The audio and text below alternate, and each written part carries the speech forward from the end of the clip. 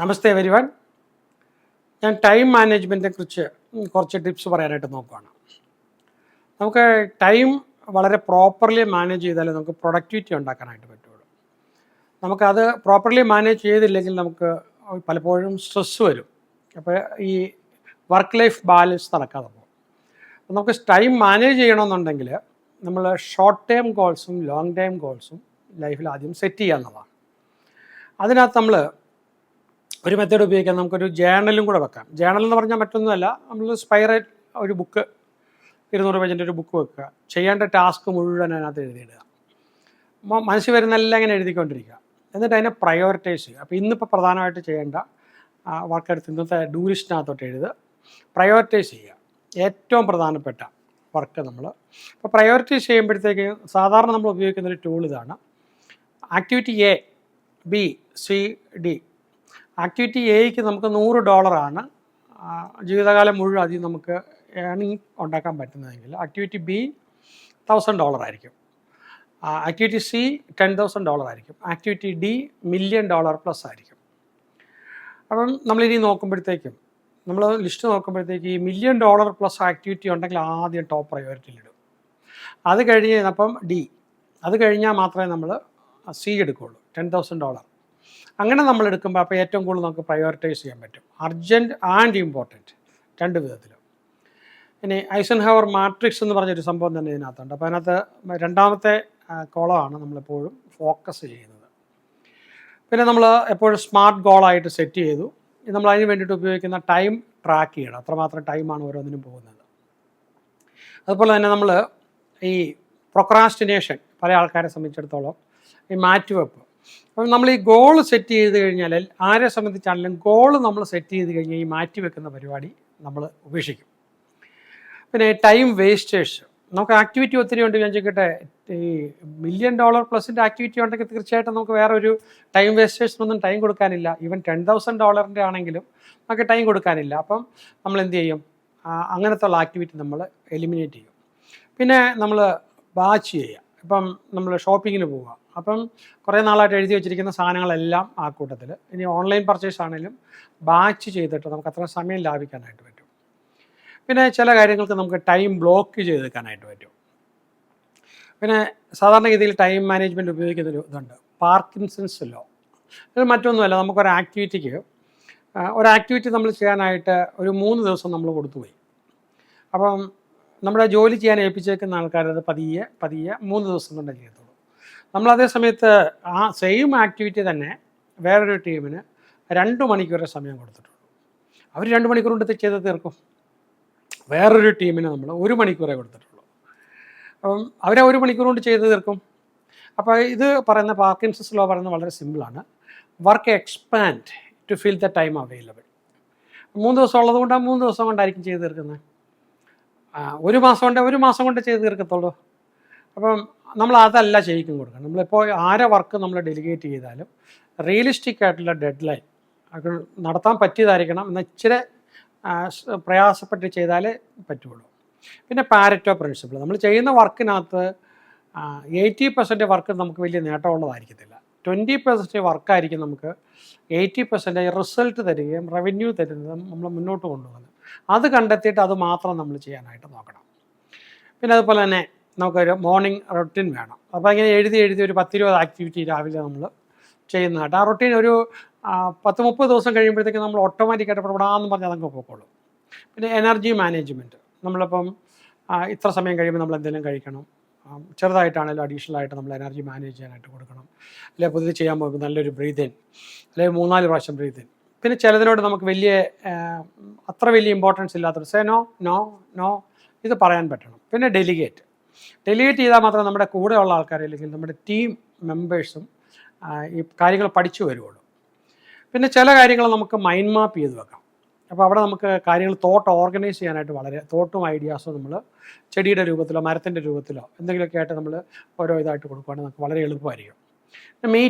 മീറ്റിങ്സിന് എപ്പോഴും അജണ്ട വേണം.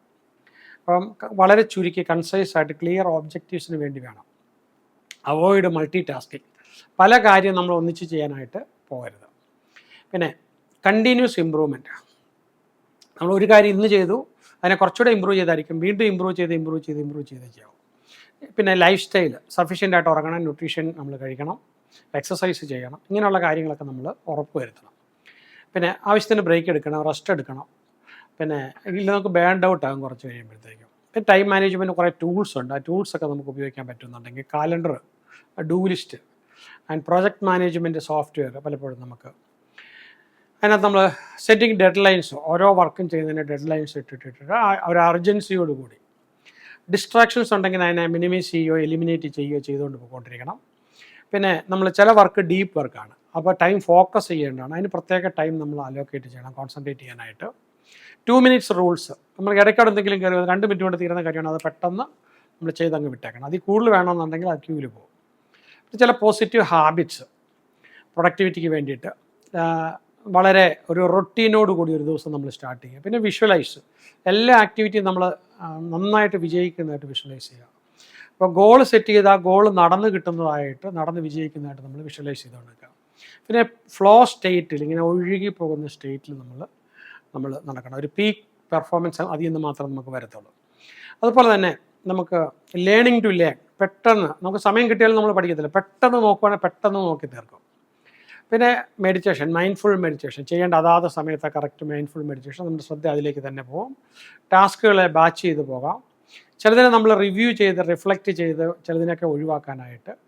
പിന്നെ ഇമെയിൽ എപ്പോഴും കൂടെ നോക്കിക്കൊണ്ടിരിക്കേണ്ട, ദിവസം 2-3 പ്രാവശ്യം ചെറുതായിട്ട് നോക്കിയാൽ മതി. പിന്നെ അതുപോലെ തന്നെ സോഷ്യൽ മീഡിയയും ആവശ്യമുള്ളപ്പോൾ മാത്രം ലിമിറ്റഡ് ടൈമിനകത്ത് തന്നെ തീർക്കണം, ഇത്ര സമയത്തിനകത്ത് തീർക്കണം എന്നുള്ളത്. പിന്നെ സെൽഫ് റിഫ്ലക്ഷന് വേണ്ടിയിട്ട് നമ്മൾ ചെയ്ത കാര്യത്തിലൊന്ന് റിവ്യൂ ചെയ്ത് നോക്കാനായിട്ട്. പിന്നെ നമ്മൾ ചെയ്ത കാര്യത്തിൻ്റെ ഇഫക്റ്റീവ്നെസ് ഫീഡ്ബാക്ക് എടുക്കാനായിട്ട്. കണ്ടിന്യൂസ് ലേണിംഗ്, പുതിയ കാര്യം നമ്മൾ ചെയ്യുന്ന ജോലിയെക്കുറിച്ച്, ചെയ്യുന്ന മേഖലയെക്കുറിച്ച്. പിന്നെ ടൈം മാനേജ്മെൻറ്റ് മാട്രിക്സ് നമ്മൾ ഉപയോഗിച്ചുകൊണ്ടിരിക്കുക. സെക്കൻഡ് ഇതിലാണ് നമ്മൾ ഏറ്റവും കൂടുതൽ ശ്രദ്ധ കേന്ദ്രീകരിക്കേണ്ടത്. പിന്നെ വീക്കിലി പ്ലാനിങ്, അപ്പോൾ വീക്കെൻഡ് പ്ലാനിങ് നമുക്കുണ്ടാകണം. എന്നിട്ട് അത് വെച്ചിട്ട് നമ്മൾ വേണം ഓരോ ദിവസത്തേക്ക് അലോക്കേറ്റ് ചെയ്യണം. മന്ത്ലി പ്ലാനിങ് ഉണ്ടാകണം, ഇയർലി പ്ലാനിങ് ഉണ്ടാകണം. അപ്പം അതുപോലെ തന്നെ ചില ടൈം മാനേജ്മെൻറ്റ് കോഴ്സസ് ഉണ്ട്. അപ്പോൾ ഞാൻ ഇതിൻ്റെ തന്നെ ഒരു ഹയർ കോഴ്സസ് ഓൺലൈനിൽ ഉണ്ട്. നിങ്ങൾക്കപ്പോൾ അത് നിങ്ങൾക്ക് എടുത്തിട്ട് നിങ്ങൾക്ക് കുറച്ചുകൂടെ ഡെപ്തിൽ നിങ്ങൾക്ക് പഠിക്കാനായിട്ട് പറ്റും. അതുപോലെ സെറ്റിംഗ് ബൗണ്ടറീസ്, ചില കാര്യങ്ങൾ നമ്മുടെ അടുത്തോട്ട് വരാതിരിക്കാൻ വേണ്ടിയിട്ട്. പിന്നെ ചിലതിന് ബഫർ ടൈം വേണം, ചിലത് നമുക്ക് ചിന്തിക്കാനും പ്രിപ്പയർ ചെയ്യാനും ഒക്കെ ആയിട്ടുള്ള ബഫർ ടൈം. ഒരു കഴിഞ്ഞാൽ ഉടനെ തന്നെ അടുത്ത് വരരുത്, അതിനിടയ്ക്ക് ഒരു ചെറിയ ഗ്യാപ്പ് കൊടുക്കണം. പിന്നെ ചില ഇമെയിലൊക്കെ ആണെങ്കിൽ നമുക്ക് പ്രോസസ്സ് ചെയ്ത് പരാതികളോ കംപ്ലയിൻറ്റുകൾ എഴുതുന്ന ആ ദിവസം അത് മാത്രം നമുക്ക് ചെയ്യാം, ഗവൺമെൻറ്റുമായിട്ടുള്ള കമ്മ്യൂണിക്കേഷൻ. പിന്നെ ഒരു പൊമഡോറോ എന്ന് പറയുന്ന ഒരു ടെക്നിക്കുണ്ട്. അതായത് 25 മിനിറ്റ് നമ്മൾ വർക്ക് ചെയ്തിട്ട് 5 മിനിറ്റ് ബ്രേക്ക് എടുക്കുക, വീണ്ടും 25 minute 5 minute break. Eat the frog എന്ന് പറയും.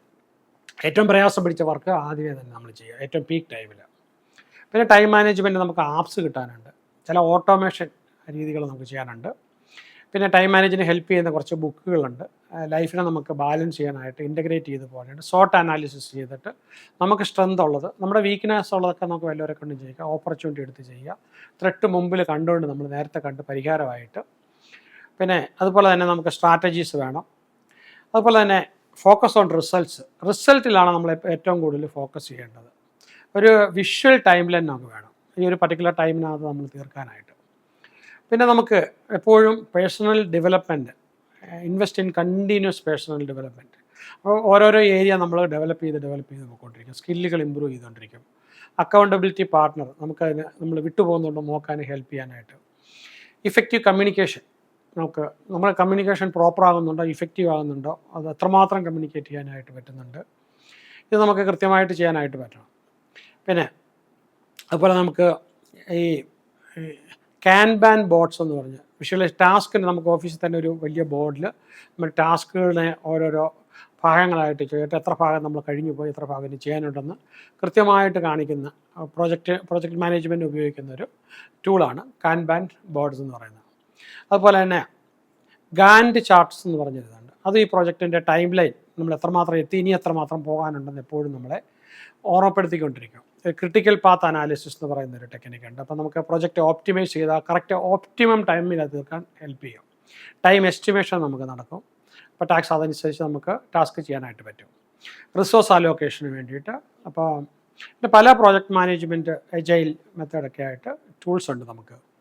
അതുപോലെ തന്നെ സ്ക്രം മെത്തഡോളജി. സ്ക്രമ്മിനകത്ത് മെയിനായിട്ട് നമ്മൾ ഓഫീസിലാണെങ്കിലും 5 പേര് അടങ്ങുന്ന ഓരോരോ ടീം, ഓരോ ടാസ്കിന് 5 പേര് അടങ്ങുന്ന ടീം രാവിലെ 5-10 മിനിറ്റ് മാക്സിമം അവർ വന്നു കഴിഞ്ഞാൽ ഒന്നിച്ചു കൂടി ഒരു സ്ക്രം ലീഡർ കാണും. അവർ നമ്മൾ നിന്നുകൊണ്ടൊരു മീറ്റിംഗ് നടത്തി അത്യാവശ്യ കാര്യങ്ങൾ പറഞ്ഞ് ഇന്നത് ചെയ്യണം, അപ്പം പറഞ്ഞിട്ട് ആ ഒരു ഗോൾ സെറ്റ് ചെയ്തിട്ട് വർക്ക് തുടങ്ങുക എന്നുള്ളതാണ്. പിന്നെ റിസ്ക് മാനേജ്മെൻറ്റ് ഉണ്ടെങ്കിൽ അതിനെ മിറ്റിഗേറ്റ് ചെയ്യാനായിട്ട് ഐഡൻറ്റിഫൈ ചെയ്ത് പിന്നെ നമ്മൾ ചെയ്യണം. ടാസ്ക് നമ്മൾ ചെയ്യാനായിട്ട് ആരെങ്കിലും ഡിപ്പെൻഡൻസി ഉണ്ടെങ്കിൽ അപ്പോൾ അത് നമ്മൾ പതിയെ കുറച്ചുകൊണ്ട് വരാനും ഡിലേ വരാതിരിക്കാനും വേണ്ടിയിട്ട് നമ്മൾ പിന്നെ വർക്ക് എങ്ങനെയാണ്, ബ്രേക്ക് ഡൗൺ സ്ട്രക്ചർ എങ്ങനെയാണ് നമ്മൾ ചെയ്തേക്കുന്നത് അത് നോക്കാനായിട്ട്. ടാസ്കിന് ഓണർഷിപ്പ്, പ്രത്യേകിച്ച് ഈ 5 പേരടങ്ങുന്ന സ്ക്രം ഗ്രൂപ്പാണ് പലപ്പോഴും ഏൽപ്പിക്കാറുള്ളത്. പിന്നെ കണ്ടിന്യൂസ് മോണിറ്ററിങ് വരാനുണ്ട്. പിന്നെ ഫീഡ്ബാക്ക് ലൂപ്സ് വരും, ഫീഡ്ബാക്ക് മെക്കാനിസം ടു ഐഡൻറ്റിഫൈ. അപ്പോൾ എവിടെയെങ്കിലും നമുക്ക് ഇഷ്യൂ ഉണ്ടെങ്കിൽ അപ്പം തന്നെ പ്രോംപ്റ്റായിട്ട് നമുക്കത് നോക്കാനായിട്ട്. ഇത് നമുക്ക് ഉപയോഗിക്കാനായിട്ട് ഈ പ്രൊജക്റ്റ് മാനേജ്മെൻറ്റ് ഉപയോഗിക്കുന്ന പല ആപ്പുകളുണ്ട്. കൊളാബറേഷൻ ടൂൾസ് ഉണ്ട്, പിന്നെ കൊളാബറേഷൻ എമംഗ് ടീം മെമ്പേഴ്സ്, അപ്പോൾ ഓൺലൈൻ ടൂൾസായിട്ട് അജണ്ട സെറ്റിംഗ് ആയിട്ടുള്ളത്. പിന്നെ സ്പ്രിൻറ്റ് പ്ലാനിങ് എന്ന് പറഞ്ഞ് ഉപയോഗിക്കാറുണ്ട്. അത് ഈ പറഞ്ഞ സ്പ്രിൻറ്റ് നമ്മൾ പിന്നെ ഈ എക്സിക്യൂട്ടീവ് വർക്കുകൾ എക്സിക്യൂട്ട് ചെയ്യാൻ വേണ്ടിയിട്ട് ഉപയോഗിക്കുന്നൊരു മെത്തേഡാണ്. പിന്നെ നമുക്ക് ഈ വളരെ ഇഫക്റ്റീവായിട്ടുള്ള ഡെലിഗേഷൻ നടക്കുന്നുണ്ടോ, അപ്പോൾ അതിൻ്റെ സ്ട്രെങ്ത് എന്തുമാത്രമുണ്ട്, നമുക്ക് റിട്രോസ്പെക്റ്റീവായിട്ട് പ്രൊജക്റ്റുകൾ നമ്മൾ നേരത്തെ കണ്ടിട്ടുണ്ടോ, പിന്നെ പ്രൊക്രാസ്റ്റിനേഷൻ നടക്കാൻ ചാൻസ് ഉണ്ടെങ്കിൽ അത് നേരത്തെ കണ്ടിട്ട്, കാരണം ഒരാൾ ഡിലേ ചെയ്താൽ എല്ലാവരും ഡിലേ പോകും. ഇൻ്ററപ്ഷൻസ് വരാൻ ചാൻസ് ഉണ്ടോ, അതിനെ നമ്മൾ ഡീൽ ചെയ്യാനായിട്ട്. ക്രൈസിസ് മാനേജ്മെൻറ്റ് ഉണ്ടെങ്കിൽ അത് ചെയ്യാനായിട്ട്. പിന്നെ അഡാപ്റ്റിംഗ് ചേഞ്ചസ് എങ്ങനെയാണ്, പിന്നെ സ്ട്രെസ് ഉണ്ട് അത് റെഡ്യൂസ് ചെയ്യാനുള്ള മെത്തേഡ്, മൈൻഡിനെ നമ്മൾ മൈൻഡ് സെറ്റ് തന്നെ ഷിഫ്റ്റ് ചെയ്യാനായിട്ടുള്ള ഈ ട്രെയിനിങ്. അതുപോലെ തന്നെ നമ്മൾ ഈ അച്ചീവ്മെൻറ്റ്സ് ഉണ്ടാകുമ്പോൾ അപ്പോൾ സെലിബ്രേറ്റ് ചെയ്ത് പോകാനുള്ളത്. പിന്നെ സെൽഫ് കെയർ പ്രാക്ടീസസ് നമ്മൾ കൊടുക്കും. പിന്നെ നമ്മൾ എന്തെങ്കിലുമൊക്കെ പരാജയം വന്നിട്ടുണ്ടെങ്കിൽ അതിനെ ചർച്ച ചെയ്ത് അടുത്ത ദിവസം സ്ക്രമ്മിൽ ചർച്ച ചെയ്തിട്ട് എന്താണ് ലേണിംഗ്, അതുപോലെ പെയർ സപ്പോർട്ട് അങ്ങോട്ടും ഇങ്ങോട്ടും നമ്മൾ കൊളീഗ്സിന് കൊടുക്കും. പിന്നെ നമ്മൾ ഇങ്ങനെ ചെറിയൊരു പ്രോബ്ലം വരുമ്പോൾ മൈൻഡ്ഫുൾ ബ്രീത്തിങ് എടുത്തിട്ട് ഒന്ന് ചിന്തിച്ചിട്ട്, പിന്നെ ടൈം മാനേജ്മെൻറ്റ് ഗെയിംസ് ഒക്കെ നമ്മൾ ഇതിനിടയ്ക്ക്. പിന്നെ അതുപോലെ ഡിജിറ്റൽ ഡീടോക്സ്, ചില ആൾക്കാർ ടെക്നോളജിയോട് ഗ്ലൂ ചെയ്ത് നിൽക്കുന്ന ആൾക്കാരാണ്. അപ്പോൾ നമുക്ക് സ്ട്രാറ്റജിക്കായിട്ട് നമുക്ക് ആവശ്യമുള്ള കാര്യങ്ങളോട് സെയിങ് യെസ്, അതിന് വേണ്ടിയിട്ട് നമ്മൾ ആൾക്കാരെ പ്രിപ്പയർ ചെയ്യുക. പിന്നെ പേഴ്സണൽ റിവാർഡ് സിസ്റ്റം എല്ലാവർക്കും ഉണ്ടാക്കുക. കണ്ടിന്യൂസ് ഫീഡ്ബാക്ക് ഉണ്ടാകണം. പിന്നെ നെറ്റ്വർക്കിംഗ് വളരെ പ്രോപ്പറായിട്ടുണ്ടാകണം. പിന്നെ പേഷ്യൻസ്, ഒരു ഗ്രൂപ്പ് ചെയ്ത് തീരുന്നവരത്തേക്കുള്ള റിഫ്ലക്റ്റീവ് ജേണലിങ് എന്തെങ്കിലും ഉണ്ടെങ്കിൽ അത് നമ്മൾ അപ്പം തന്നെ ചിന്തിച്ചിട്ട് എഴുതി വെക്കുക. പിന്നെ നമ്മുടെ മെമ്പേഴ്സിനെയൊക്കെ ലൈഫ് ലോങ് ലേണിങ്ങിന് വേണ്ടിയിട്ട് പ്രോത്സാഹിപ്പിക്കുക. ഇങ്ങനെ നമുക്കൊരു ടൈം മാനേജ്മെൻറ്റ് സെൻസ് ഇത് കൂടെ നിങ്ങൾ കേട്ടോണ്ടിരിക്കുകയാണ്. എപ്പോഴും നമുക്ക് ഈ ടൈം ബ്ലോക്കായിട്ട് ഉപയോഗിച്ച് വരുമ്പോൾ നമുക്ക് സാധാരണഗതിയിൽ പിന്നീട് വരുമ്പോഴത്തേക്കും ഒരാഴ്ച കൊണ്ട് നമ്മൾ ചെയ്യുന്ന കാര്യം നമുക്ക് 2 ദിവസം കൊണ്ട് ചെയ്യാൻ പറ്റും. പിന്നീട് നമ്മൾ ചെയ്യുന്നത് ഒരാഴ്ച കൊണ്ട് ചെയ്യുന്ന കാര്യങ്ങൾ നമുക്ക് 1 ദിവസം കൊണ്ട് ചെയ്യാൻ പറ്റും. പിന്നീട് നമ്മൾ കാണുന്നത് ഒരാഴ്ച കൊണ്ട് ചെയ്യുന്ന സാധനം ഹാഫ് എ ഡേ കൊണ്ട് ചെയ്യാം. പിന്നീട് വരുന്ന നമുക്ക് 1 മണിക്കൂർ കൊണ്ട് ചെയ്യാവുന്ന അവസ്ഥയിലേക്ക് നമ്മൾ വരും. അപ്പോൾ അതിനുശേഷം നമ്മൾ റിവാർഡും കൊടുത്ത് മോണിറ്ററിങ് ചെയ്ത് അപ്പോൾ ആക്ച്വലി നമുക്കൊരു തെറ്റായ ധാരണയാണ് ഇത്രയും ടൈം വേണം. ടൈം കൊടുത്താൽ വർക്ക് ഉടനെ തന്നെ എക്സ്പാൻഡ് ചെയ്യും, അതിനിട വരുത്തരുത്, അല്ലാതെ തന്നെ നമുക്ക് ചെയ്യാൻ പറ്റും. അപ്പോൾ ഇതിൻ്റെ ഒരു ഇ ലേണിംഗ് ഭാഗം കുറച്ചുകൂടെ എലാബറേറ്റ് ചെയ്ത് കേസ് സ്റ്റഡീസോട് കൂടി നമുക്ക് ഉണ്ടാവും. അപ്പോൾ നിങ്ങൾക്ക് ഇ ലേണിംഗ് സെക്ഷൻ നോക്കിയാൽ മതി, മറ്റ് കോഴ്സുകളുടെ കൂടെ ബാച്ച് ചെയ്തിട്ട് ഉണ്ടാവും. All the best.